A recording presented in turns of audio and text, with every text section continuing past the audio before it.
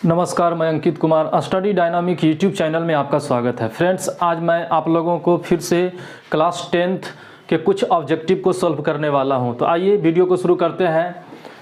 दोस्तों, इस तरह का ऑब्जेक्टिव क्या होता है कि एग्ज़ाम में इस तरह के ऑब्जेक्टिव अक्सर पूछे जाते हैं, तो इसे अच्छी तरह से समझिए ताकि आप मैट्रिक एग्ज़ाम में यानी कि बोर्ड एग्ज़ाम में आप ज़्यादा से ज़्यादा ऑब्जेक्टिव को सॉल्व कर पाएंगे।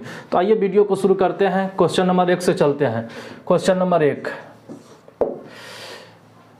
2 cos स्क्वायर 60 डिग्री का मान निम्न में कौन सा होगा।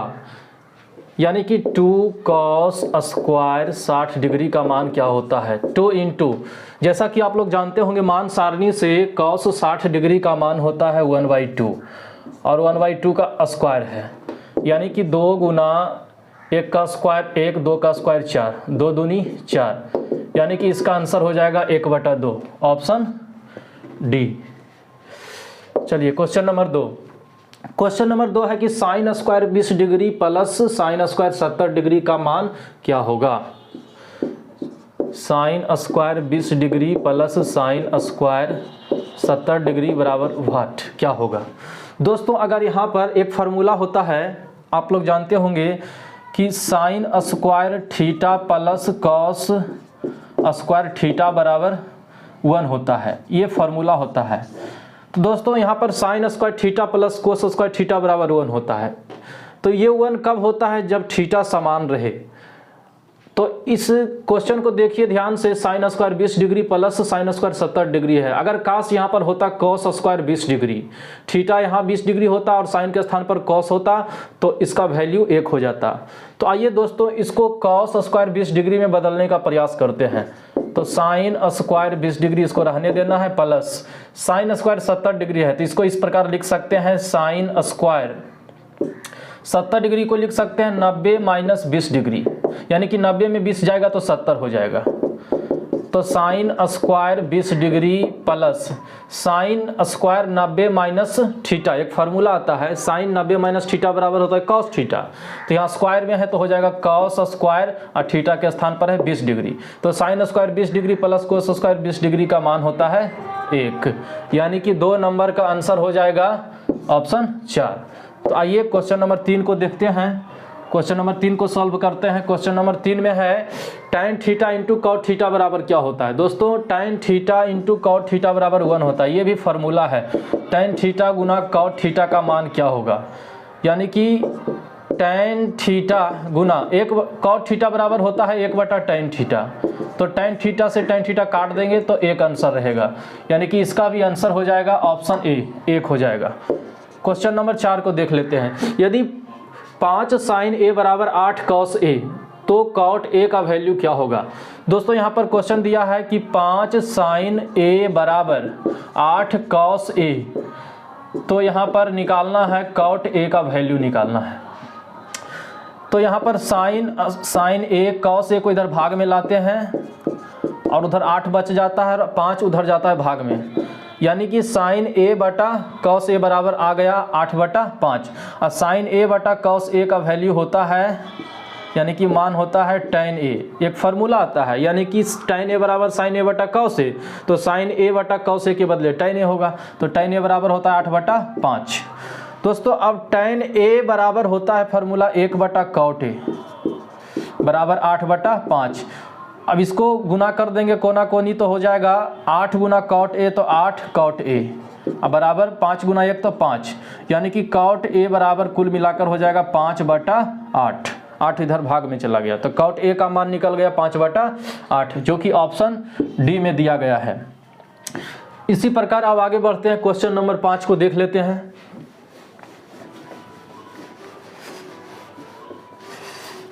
तो क्वेश्चन नंबर 5 है, ध्यान से देखिएगा। क्वेश्चन नंबर 5, जब सूर्य का उन्नयन कोण 60 डिग्री हो तो एक खंभा जिसकी ऊंचाई 6 मीटर है, उसकी छाया की लंबाई क्या होगा।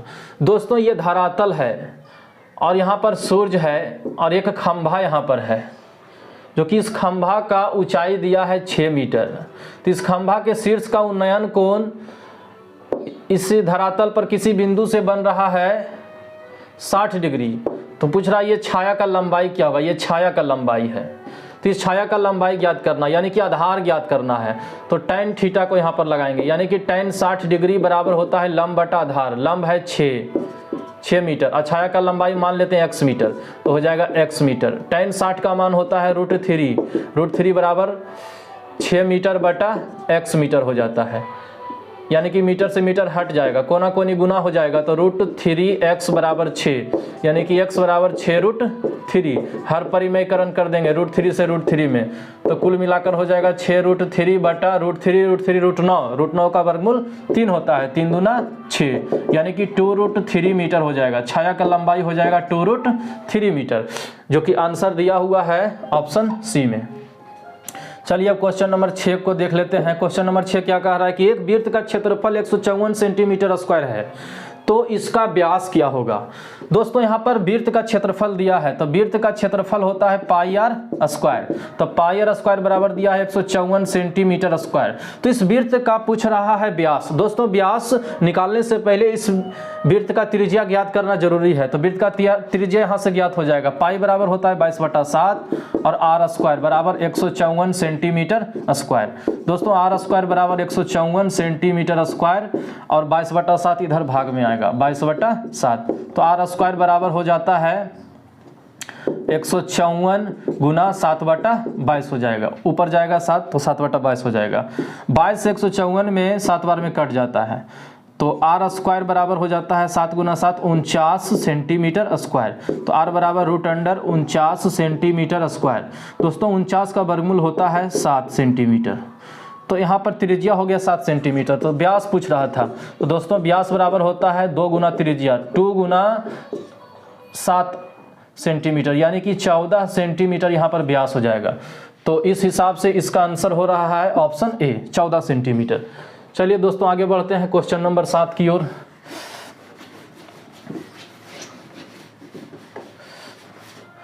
क्वेश्चन नंबर 7 दोस्तों, एक बेलन का व्यास 28 सेंटीमीटर है और ऊंचाई 20 सेंटीमीटर है, तो बेलन का वक्र पृष्ठ का क्षेत्रफल क्या होगा। सबसे पहले एक बेलन बनाना होगा।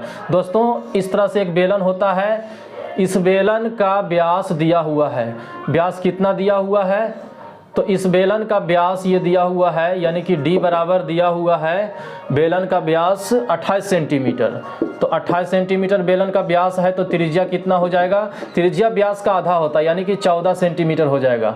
और ये बेलन का ऊंचाई भी है, यानी कि बेलन का ऊंचाई यहाँ से दिया हुआ है 20 सेंटीमीटर, तो इस बेलन का पूछ रहा है वक्र पृष्ठीय क्षेत्रफल, तो वक्र पृष्ठ बराबर होता है 2 पाई आर एच होता है, यानी कि 2 गुना 22/7, त्रिज्या 14 सेंटीमीटर और ऊंचाई 20 सेंटीमीटर रख देंगे, 7 दूना 14। अब इसको गुना कर देंगे, 22 दूना 44 दूना 88, 88 गुना 20 सेंटीमीटर, यानी कि 0 2 8 16 2 8 16 1 17, 1760 सेंटीमीटर स्क्वायर हो जाएगा। इस बेलन का वक्र पृष्ठीय क्षेत्रफल हो जाएगा 1760 सेंटीमीटर स्क्वायर। अब आगे देखते हैं क्वेश्चन नंबर 8 को देख लेते हैं। दो वृत्तों की त्रिज्याओं का अनुपात 2:3 है, तो इनके क्षेत्रफलों का अनुपात क्या होगा। दोस्तों यहाँ पर दो वृत्त है, मान लेते हैं पहला वृत्त का त्रिज्या r1 है, दूसरा वृत्त का त्रिज्या r2 है, दोनों वृत्त के त्रिज्या का अनुपात दिया है 2:3, तो उनके क्षेत्रफल का अनुपात ज्ञात करना है। मान लेते हैं इस वृत्त का क्षेत्रफल है पाई r1 का स्क्वायर और इस वृत्त का क्षेत्रफल है पाई r2 का स्क्वायर, पाई से पाई कट जाएगा, r1 बटा r2 का होल स्क्वायर यहाँ कर देंगे और r1 बटा r2 का मान है 2/3 का स्क्वायर कर देंगे, तो हो जाएगा 4/9, यानी कि 4:9 रह जाएगा क्षेत्रफल का अनुपात। तो 4:9 ऑप्शन बी में दिया गया है। अब क्वेश्चन नंबर 9 की ओर आगे बढ़ते हैं। दोस्तों क्वेश्चन नंबर 9 में दिया है कि 2, 3, 4, 5, 6 की माध्यिका क्या होगा। दोस्तों इस तरह का क्वेश्चन जो है अक्सर एग्जाम में पूछा जाता है और एक क्वेश्चन ऐसा रहता है, तो इसको अच्छी तरह से समझ लीजिए। यहाँ पर दिया है डेटा 2, 3, 4, 5 और 6 और इसका माध्यिका निकालना है। तो माध्यिका निकालने से पहले इसको आरोही क्रम में सजाते हैं, आरोही क्रम में सजाया जाता है। तो आरोही क्रम मतलब बढ़ते क्रम में सजाते हैं, तो बढ़ते क्रम में 2, 3, 4, 5, 6। आरोही क्रम में सजाने के बाद दोस्तों यहाँ पर क्या होता है कि चरमानों की संख्या गिनती कर लिया जाता है, चरमानों की संख्या चरमानों की संख्या कितना है, 2 4 6 है।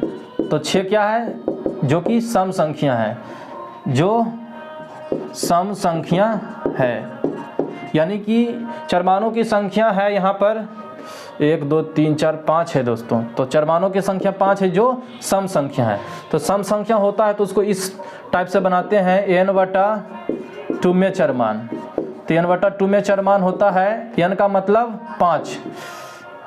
तो यहाँ पर हो जाएगा दोस्तों, इसको इस ढंग से भी बनाया जा सकता है, ये ज़्यादा लॉन्ग विधि हो जाएगा, इसको इस तरह से समझ लीजिए, डायरेक्ट ऑब्जेक्टिव टाइप है। तो दोस्तों यहाँ पर लिखा है आरोही क्रम में सजाने के बाद बीच वाला जो चरमान रहेगा वही माध्यिका कहलाएगा। तो 2 इधर से हटा देते हैं, 2 इधर से हटा देते हैं, तो बीच में बचता है 4।